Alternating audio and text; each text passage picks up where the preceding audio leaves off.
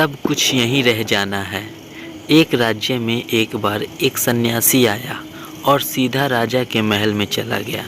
उस सन्यासी की वेशभूषा को देखकर राजा के किसी भी सिपाही ने उसे अंदर जाने से नहीं रोका। वो सन्यासी सीधा राजा के दरबार में चला गया। सन्यासी को अपने सामने खड़ा देख राजा ने उनसे पूछा, आप कौन हैं और क्या चाहते हैं? सन्यासी बोला, मैं एक आध्यात्मिक गुरु हूँ और प्रवचन देने के लिए दूसरे राज्य जा रहा था, लेकिन अब दिन ढलने को आया है तो मैं आज रात आपके महल में ही रुकूंगा।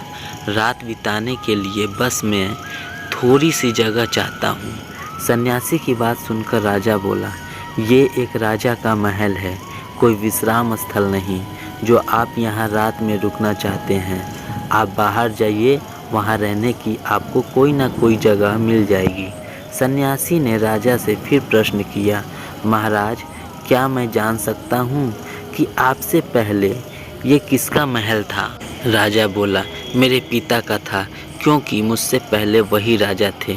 सन्यासी ने फिर प्रश्न किया, अच्छा तो अब आपके पिताजी कहाँ हैं? राजा बोला, अब वो इस दुनिया में नहीं रहे, उन्हीं के बाद तो मैं राजा बना। अच्छा, आपके पिता से पहले ये महल किसका था? सन्यासी ने फिर से प्रश्न पूछा। राजा को अब गुस्सा आने लगा, लेकिन फिर भी उसने शांत होकर जवाब दिया, मेरे पिता से पहले ये महल मेरे दादाजी का था और अब वो भी इस दुनिया में नहीं है। अब सन्यासी बोला, ये जगह जो ना कल तुम्हारी थी और ना ही तुम्हारे जाने के बाद होगी, ये किसी और की होगी। इस संसार में लोग कुछ ही समय रह पाते हैं और फिर चले जाते हैं। जहाँ हम अपना समय बिताते हैं वही हमारा विश्राम स्थल है। ना तुम इसे अपने साथ लेकर जा पाओगे और ना ही कोई और।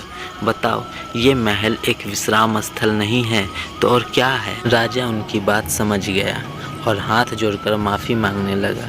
उसने सन्यासी को रुकने को जगह दे दी। दोस्तों, ये बात तो हम सभी जानते हैं कि इस संसार से हम कुछ भी लेकर नहीं जा सकते। खाली हाथ आए थे और खाली हाथ ही जाना है।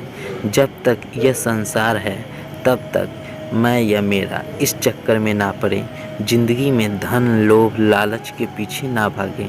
भागना है तो खुशियों के पीछे भागें। ज़िंदगी का मज़ा बहुत पैसों में या फिर बड़ी गाड़ी में नहीं है।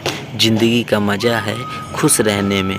खुश रहो, क्योंकि दूसरे के पास चाहे बहुत पैसा है लेकिन उस दुनिया से वो जाएगा खाली हाथ ही और उसके धन का भोग कोई और करेगा।